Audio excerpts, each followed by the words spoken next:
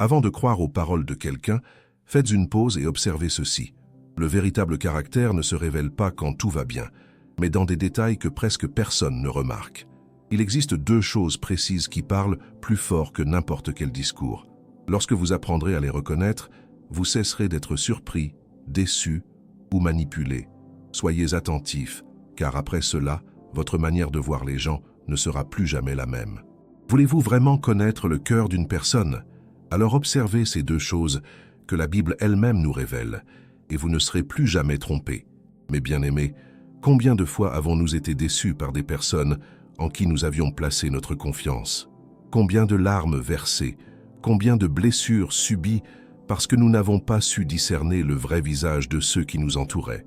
Aujourd'hui, je viens vous parler d'une sagesse ancienne, une sagesse qui traverse les siècles et qui nous vient directement des Saintes Écritures.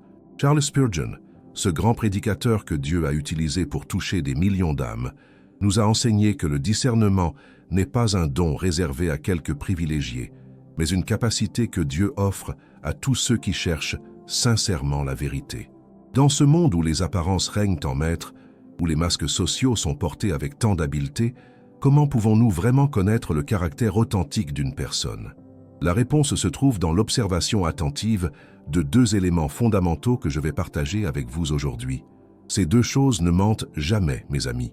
Elles révèlent ce qui est caché dans les profondeurs du cœur humain, là où même les mots les plus éloquents ne peuvent dissimuler la vérité. Spurgeon lui-même disait que l'homme peut tromper son prochain pendant un temps, mais qu'il ne peut jamais tromper Dieu qui sonde les reins et les cœurs. La première chose que vous devez observer immédiatement, c'est la manière dont une personne traite ceux qui ne peuvent rien lui offrir en retour. Écoutez bien ceci, car c'est une vérité puissante. Observez comment elle se comporte avec le serveur dans un restaurant, avec la personne qui nettoie les rues, avec celui qui n'a ni position sociale ni influence à partager. C'est dans ces moments-là, quand il n'y a rien à gagner, que le vrai caractère se manifeste sans phare. La Bible nous dit dans Jacques chapitre 2, versets 1 à 4, de ne point avoir la foi en notre Seigneur Jésus-Christ avec acception de personne. Si quelqu'un entre dans votre assemblée avec un anneau d'or et un habit magnifique, et qu'il y entre aussi un pauvre misérablement vêtu, vous dirigez vos regards vers celui qui porte l'habit magnifique et vous méprisez le pauvre. N'avez-vous pas fait une distinction en vous-même, et n'êtes-vous pas devenus des juges aux pensées mauvaises?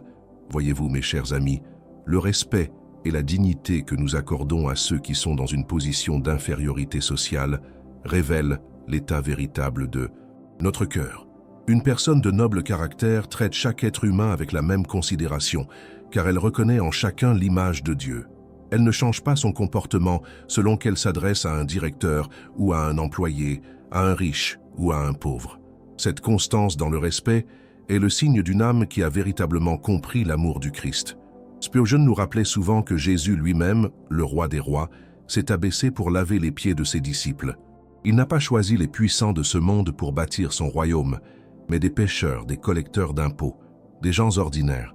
Pensez à cette vérité profonde. Quelqu'un qui méprise ceux qu'il considère comme inférieurs porte en lui une arrogance dangereuse. Cette arrogance finira tôt ou tard par se retourner contre vous si vous vous trouvez un jour dans une position où vous ne pouvez plus rien lui apporter. Car voyez-vous, l'amour véritable, celui dont parle la première épître aux Corinthiens au chapitre 13, ne cherche point son intérêt. Il ne fait pas de calcul. Il ne mesure pas les avantages. Il aime simplement parce qu'aimer est sa nature même. La seconde chose que vous devez observer, et ceci est tout aussi révélateur, c'est la manière dont une personne réagit lorsqu'elle est contrariée ou frustrée. Les masques tombent dans l'adversité, mes bien-aimés. C'est dans les moments de pression, quand les choses ne se passent pas comme prévu, que le vrai caractère émerge des profondeurs de l'âme. Vous pouvez connaître quelqu'un pendant des années dans la prospérité et découvrir une toute autre personne dès que les vents contraires commencent à souffler. Proverbe chapitre 16, verset 32, nous enseigne que celui qui est lent à la colère vaut mieux qu'un héros, et celui qui est maître de lui-même vaut mieux que celui qui prend des villes. Observez comment une personne gère sa frustration quand un projet échoue, quand quelqu'un la contredit, quand les circonstances ne correspondent pas à ses attentes. Est-ce qu'elle explose en colère? Est-ce qu'elle blâme immédiatement les autres? Est-ce qu'elle devient amère et rancunière? Ou bien fait-elle preuve de maîtrise de soi, de patience et de sagesse dans sa réaction? La Bible nous dit dans l'épître de Jacques au chapitre 1er, verset 19, que tout homme soit prompt à écouter, lent à parler, lent à se mettre en colère, car la colère de l'homme n'accomplit pas la justice de Dieu. Une personne de caractère authentique ne perd pas son humanité sous la pression. Elle ne devient pas cruelle, insultante ou vindicative quand les choses tournent mal. Au contraire, c'est justement dans ces moments difficiles que sa vraie grandeur se révèle. Elle reste fidèle à ses principes même quand cela lui coûte quelque chose. Elle maintient son intégrité même quand personne ne regarde. Si vous voulez approfondir votre marche spirituelle et développer ce genre de discernement dans votre vie quotidienne, je vous encourage à découvrir notre livre numérique qui transforme des vies. Dans le premier commentaire épinglé, vous trouverez le lien vers notre e-book 21 jours pour restaurer votre intimité avec Dieu. C'est un parcours de 3 semaines qui vous aidera à cultiver une relation plus profonde avec le Seigneur et à développer la sagesse spirituelle dont nous parlons aujourd'hui. Et si ce message touche votre cœur, n'oubliez pas de vous abonner à cette chaîne pour ne manquer aucun enseignement. Maintenant, permettez-moi de vous conduire plus profondément dans cette compréhension du discernement, car il ne suffit pas simplement de connaître ces 2 indicateurs, il faut aussi comprendre pourquoi ils sont si révélateurs et comment les appliquer avec sagesse dans nos vies. Le discernement n'est pas une arme pour juger les autres, mais un bouclier pour protéger notre cœur et nos relations. C'est un don que Dieu nous accorde pour naviguer avec sagesse dans un monde complexe, où les intentions ne sont pas toujours pures et où les apparences peuvent être trompeuses. Quand nous observons comment une personne traite ceux qui ne peuvent rien lui offrir, nous regardons en réalité au-delà de ses compétences sociales. Nous examinons la source même de ses motivations. Posez-vous cette question essentielle. Est-ce que cette personne agit par amour authentique ou par calcul stratégique? Est-ce que sa gentillesse est conditionnelle ou inconditionnelle? La Bible nous donne un exemple parfait de cette distinction dans l'Évangile de Luc, chapitre 14, versets 12 à 14. Jésus dit à celui qui l'avait invité, « Lorsque tu donnes à dîner ou à souper, n'invite pas tes amis, ni tes frères, ni tes parents, ni des voisins riches, de peur qu'ils ne t'invitent à leur tour et qu'on ne te rende l'appareil. Mais lorsque tu donnes un festin, invite des pauvres, des estropiés, des boiteux, des aveugles, et tu seras heureux de ce qu'ils ne peuvent pas te rendre l'appareil, car elle te sera rendue à la résurrection des justes. » Voyez-vous la profondeur de cet enseignement? Jésus nous appelle à une générosité qui ne cherche aucune récompense terrestre. Il nous invite à aimer sans attendre de retour, à servir sans calculer les bénéfices. C'est exactement ce que révèle le traitement que nous réservons aux personnes sans influence. Si votre cœur ne s'ouvre qu'à ceux qui peuvent vous être utiles, alors votre amour n'est pas l'amour du Christ, mais une transaction déguisée en relation. Et mes amis, les personnes de vrai caractère ne fonctionnent pas ainsi. Elles portent en elles une lumière qui brille sur tous sans distinction, parce que cette lumière vient de Dieu lui-même. Pensez à Joseph dans l'Ancien Testament. Lorsqu'il était esclave dans la maison de Potiphar, puis prisonnier en Égypte, il aurait pu devenir amer et méprisant envers ceux qui l'entouraient. Mais non. La Bible nous dit qu'il servait fidèlement, qu'il traitait chacun avec respect, qu'il accomplissait ses tâches avec excellence, même dans les circonstances les plus humiliantes. Et c'est précisément cette intégrité de caractère qui a ouvert les portes de sa destinée. Dieu a élevé Joseph non pas parce qu'il savait manipuler les bonnes personnes, mais parce que son cœur était droit envers tous, riches ou pauvres, puissants ou faibles. Comprenez bien ceci. Une personne qui change constamment de comportement selon son interlocuteur vit dans l'hypocrisie. Elle porte plusieurs visages et vous ne saurez jamais lequel est le vrai. Aujourd'hui, elle vous sourit parce que vous lui êtes utile. Demain, elle vous ignorera si vous perdez votre position. C'est une fondation de sable sur laquelle aucune relation durable ne peut être construite. Matthieu chapitre 7, verset 26 nous avertit « Quiconque entend ces paroles que je dis et ne les met pas en pratique sera semblable à un homme insensé qui a bâti sa maison sur le sable. » Mais regardons maintenant plus profondément la seconde chose à observer. La manière dont une personne réagit face à la contrariété et à la frustration. Pourquoi est-ce si important? Parce que c'est dans ces moments-là que la maîtrise de soi se révèle ou s'effondre. Quelqu'un peut paraître spirituel, sage et équilibré quand tout va bien, mais ajouter une dose de stress, une opposition inattendue, un échec cuisant, et vous verrez ce qui habite réellement le cœur. Proverbe chapitre 25, verset 28. Compare l'homme sans maîtrise de soi à une ville forcée et sans murailles. C'est une image puissante. Sans murailles, une ville est exposée à tous les dangers, à toutes les invasions. De même, une personne qui ne contrôle pas ses réactions émotionnelles est vulnérable et dangereuse pour elle-même et pour son entourage. J'ai vu dans ma vie tant de personnes prometteuses détruire leurs relations, leur carrière, leur famille, à cause de leur incapacité à gérer la frustration. Un moment de colère incontrôlée peut anéantir des années de construction. Une parole prononcée dans l'amertume peut blesser pour toute une vie. C'est pourquoi la Bible accorde une importance capitale à la maîtrise de soi. Dans l'Épître aux Galates, chapitre 5, versets 22 et 23, Paul liste les fruits de l'esprit, et parmi eux se trouve la maîtrise de soi. Ce n'est pas un accident. C'est un élément essentiel de la maturité spirituelle. Observez comment une personne parle de ceux qui l'ont contrarié quand ils ne sont pas présents. Observe-t-elle la charité chrétienne même dans sa frustration? Ou se lance-t-elle dans des critiques acerbes, des jugements sans pitié, des paroles destructrices? La manière dont nous parlons des autres en leur absence révèle notre véritable caractère.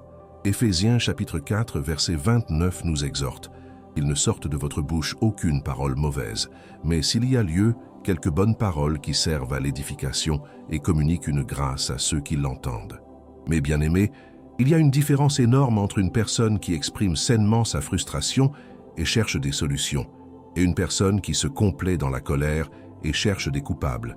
La première grandit à travers les difficultés. La seconde s'enfonce dans l'amertume et entraîne les autres avec elle.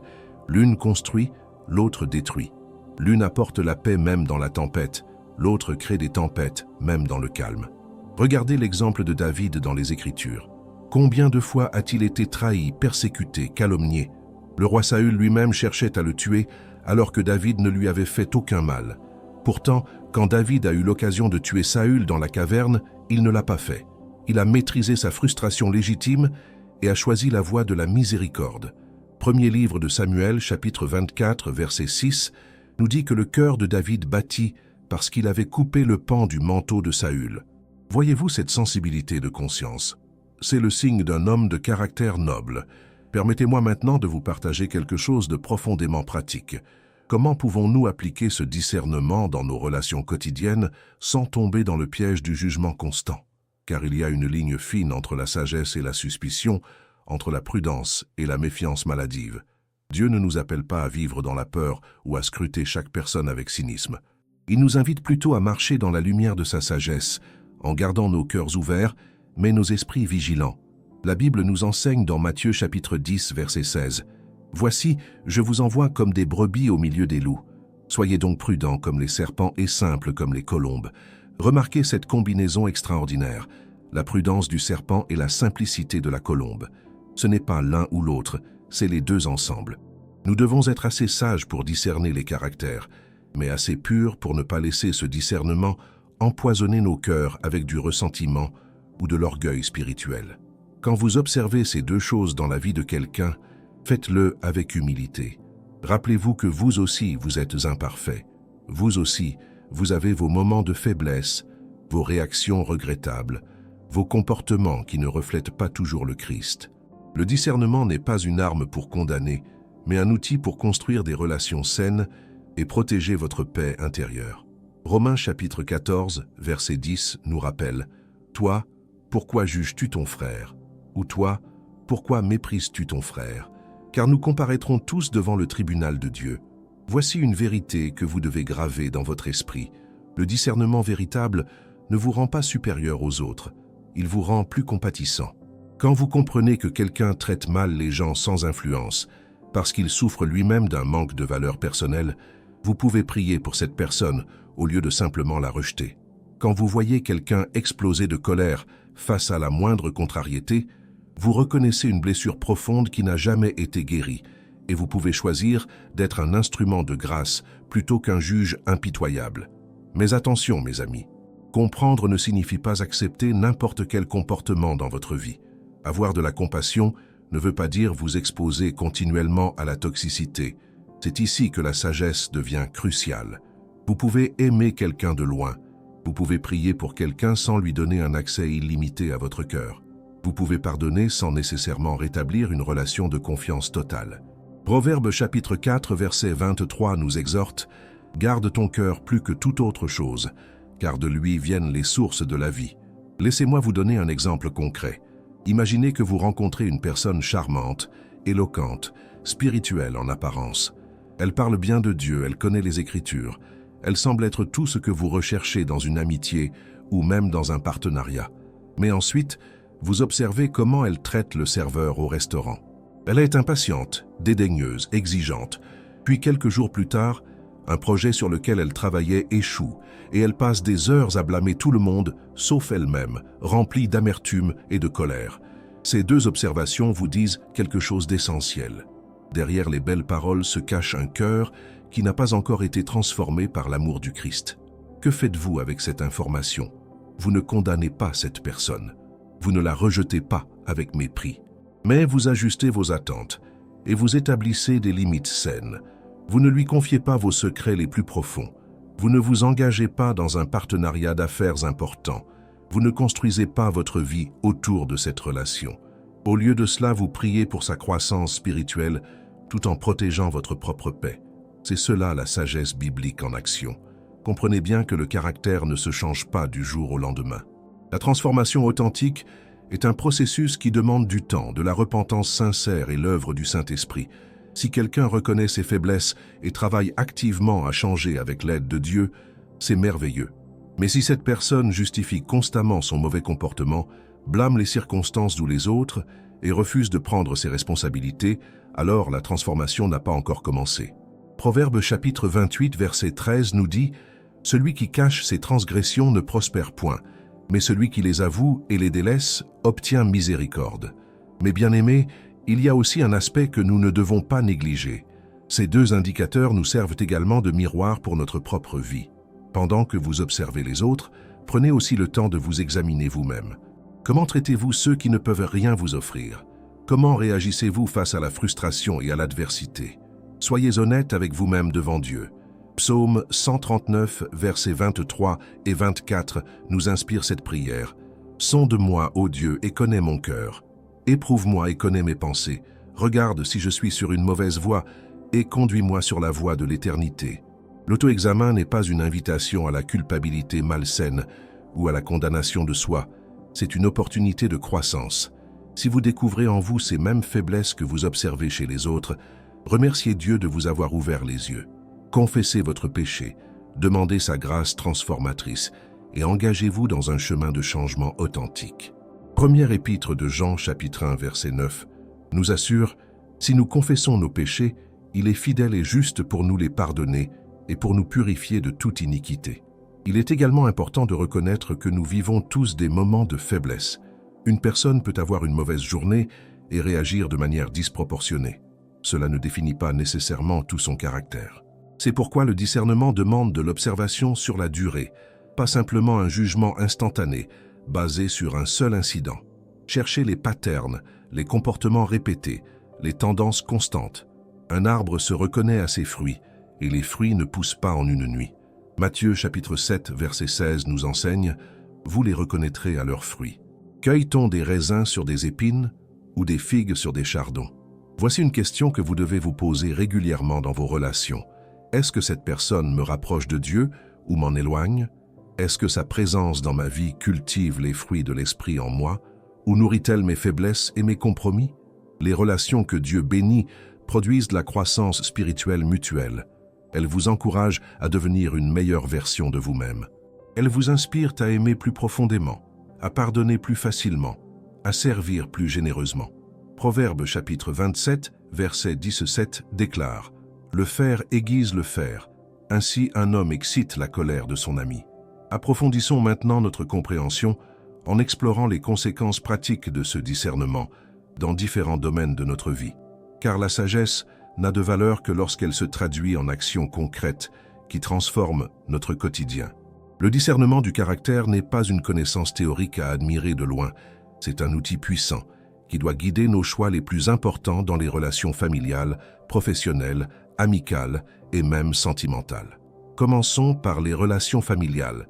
Vous ne pouvez pas choisir votre famille, mais vous pouvez choisir comment vous interagissez avec elle. Si vous observez chez un membre de votre famille ces deux indicateurs négatifs, le mépris envers les faibles et l'incapacité à gérer la frustration, Vous devez adapter votre approche. Cela ne signifie pas abandonner l'amour familial, mais établir des frontières saines qui protègent votre paix et celle de vos proches. Éphésiens chapitre 6 verset 4 nous rappelle aux parents « Et vous, pères, n'irritez pas vos enfants, mais élevez-les en les corrigeant et en les instruisant selon le Seigneur. » Regardez aussi vos amitiés avec sagesse. Un véritable ami est un trésor rare qui enrichit votre vie et vous soutient dans votre marche avec Dieu. Mais une amitié toxique peut drainer votre énergie spirituelle, vous entraîner dans des compromis et affaiblir votre foi.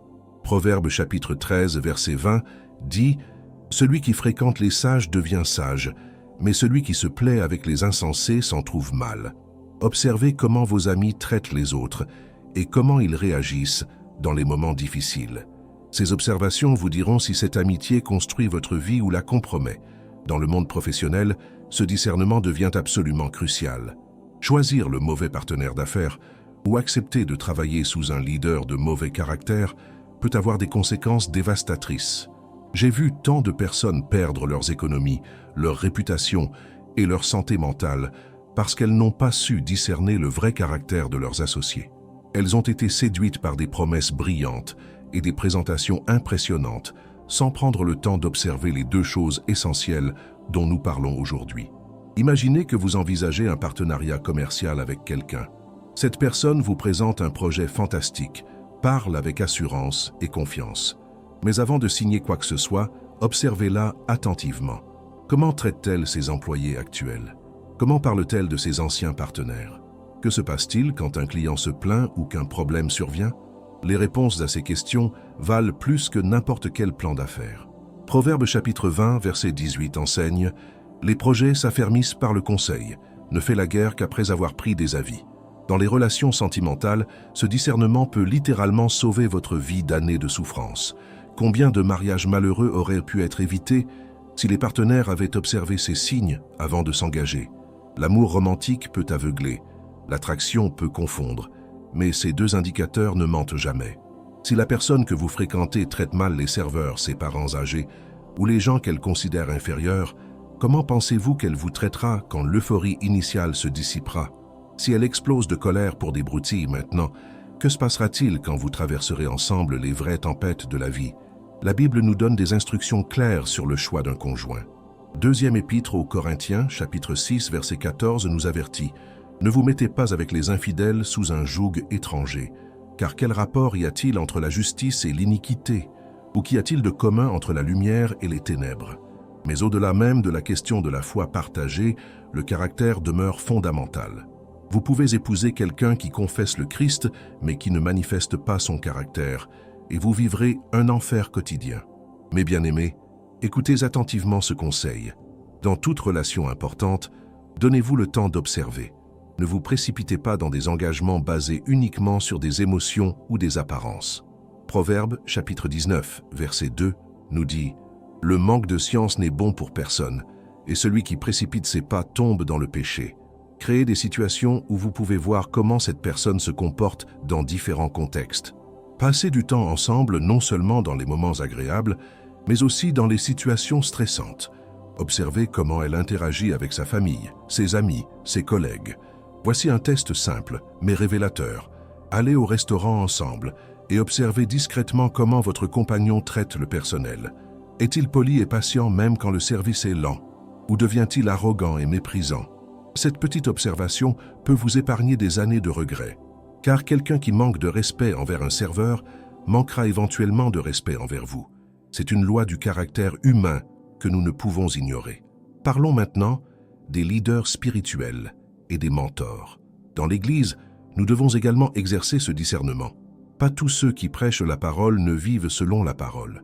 Pas tous ceux qui occupent des positions d'autorité spirituelle possèdent le caractère qui devrait accompagner cette autorité. Matthieu chapitre 7, verset 15, nous met en garde. Gardez-vous des faux prophètes. Ils viennent à vous en vêtements de brebis, mais au-dedans ce sont des loups ravisseurs. Comment discerner un vrai leader spirituel d'un faux? Appliquez les deux mêmes principes. Observez comment il traite les membres les plus humbles de l'Assemblée. Est-ce qu'il accorde autant d'attention à la veuve pauvre qu'au riche donateur? Est-ce qu'il sert avec humilité ou domine-t-il avec arrogance? Observez aussi comment il réagit quand il est critiqué ou contredit. Devient-il défensif et vengeur, ou fait-il preuve d'humilité et d'ouverture à la correction? Un vrai serviteur de Dieu porte les marques du caractère du Christ dans toutes ces situations. Première épître à Timothée, chapitre 3, dresse une liste des qualifications pour les leaders d'Église et remarquez combien d'entre elles concernent le caractère et non les compétences. Il faut qu'il soit irréprochable, mari d'une seule femme, sobre, modéré, réglé dans sa conduite, hospitalier, propre à l'enseignement. Il faut qu'il ne soit ni adonné au vin, ni violent, mais indulgent, pacifique, désintéressé. Voyez-vous l'importance accordée au caractère? Dieu valorise qui nous sommes bien plus que ce que nous pouvons faire. Permettez-moi de vous donner un dernier conseil pratique pour cette partie. Quand vous observez ces deux choses chez quelqu'un, notez également la cohérence entre ses paroles et ses actions. Les gens de mauvais caractère sont souvent excellents pour dire ce que vous voulez entendre. Ils connaissent les bonnes phrases, les bons versets bibliques, les bonnes promesses. Mais leurs actions racontent une histoire différente. Jacques chapitre 1, verset 22 nous exhorte « Mettez en pratique la parole et ne vous bornez pas à l'écouter en vous trompant vous-même par de faux raisonnements. » L'intégrité signifie que ce que vous êtes en privé correspond à ce que vous montrez en public, que votre comportement envers les puissants est le même qu'envers les faibles, que votre réaction dans la prospérité ressemble à votre réaction dans l'adversité. Cette cohérence est la marque d'un caractère authentiquement transformé par l'Évangile. C'est cette cohérence que vous devez rechercher chez les autres et cultiver en vous-même. Mes bien-aimés, nous voici arrivés à la fin de ce message. Souvenez-vous de ces deux choses essentielles. Observez comment une personne traite ceux qui ne peuvent rien lui offrir et observez comment elle réagit face à la contrariété et à la frustration. Ces deux indicateurs ne mentent jamais et vous révéleront le vrai caractère de n'importe qui. Mais plus important encore, appliquez ces mêmes principes à votre propre vie. Laissez le Saint-Esprit vous transformer de l'intérieur pour que votre caractère reflète celui du Christ. Que vous traitiez chaque personne avec dignité et respect et que vous réagissiez aux difficultés avec sagesse et maîtrise de soi. Si ce message a touché votre cœur, je vous encourage vivement à découvrir notre e-book 21 jours pour restaurer votre intimité avec Dieu, dont vous trouverez le lien dans le premier commentaire épinglé. Ce parcours transformera votre relation avec le Seigneur. Merci infiniment d'avoir pris le temps de regarder cette vidéo jusqu'au bout. Si cet enseignement vous a béni, n'oubliez pas de vous abonner à cette chaîne, d'activer la cloche de notification, de laisser un pouce bleu et de partager ce message avec ceux qui en ont besoin. Vos commentaires sont également précieux pour moi. Dites-moi comment ce message vous a touché. Continuez à regarder les prochaines vidéos qui apparaîtront sur votre écran. Que Dieu vous bénisse abondamment et vous garde dans sa paix.